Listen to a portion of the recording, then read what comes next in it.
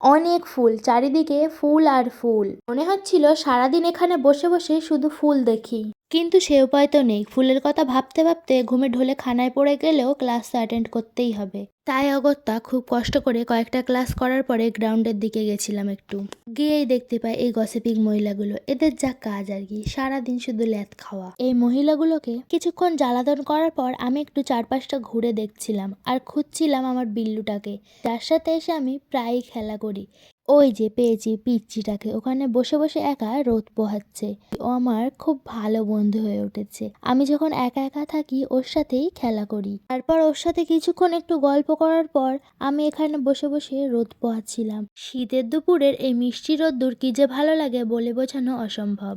আমার তো ক্লাস শেষ হয়ে গেছে অনেকক্ষণই আগে, তাই আমি বন্ধুদের জন্য অপেক্ষা করছিলাম। ওদের ক্লাস চলছিল। সূর্য তখন প্রায় অস্ত যাবে, ওদের ক্লাস শেষ হয়ে গেছে। ওরা সবাই চলে আসায় সকলে মিলে একটু ফুচকা খেতে এসেছিলাম। কলেজের বাইরের ফুচকা খাকুড়াতে ফুচকা না খেলে দিনটা যেন অসম্পূর্ণ থেকে যায়, তাই একটু ফুচকা খেয়ে নিয়েছিলাম। আর এই যে ফুচকার লাস্টে যে ফুচকাটা স্পেশাল ভাবে দেয়, ওটা না খেলে তো মন ভরে না একদমই। খাওয়া দাওয়া সেরে আমরা আস্তে আস্তে বাড়ির দিকে রওনা দিয়েছিলাম। হঠাৎ দেখতে পাই মাঝ রাস্তায় একটা কাকু ডালের বড়া ভাজছে। সেখান থেকে নিয়ে নিয়েছিলাম ডালের বড়া বাড়ি নিয়ে যাওয়ার জন্য। এই যে এই মেয়ে দুটো ক্যামেরা ওপেন করার পর এমন একটা হারকাত করেছিল, সেটা এরা বারবার বারণ করছিল না শেয়ার করার জন্য ভিডিওতে। তবে তোমরা যদি বলো আমি পরের ভিডিওতে অবশ্যই সেটা শেয়ার করব। কিন্তু তোমাদের সাথে কথা বলতে বলতে আমি বাড়িও পৌঁছে গেছি।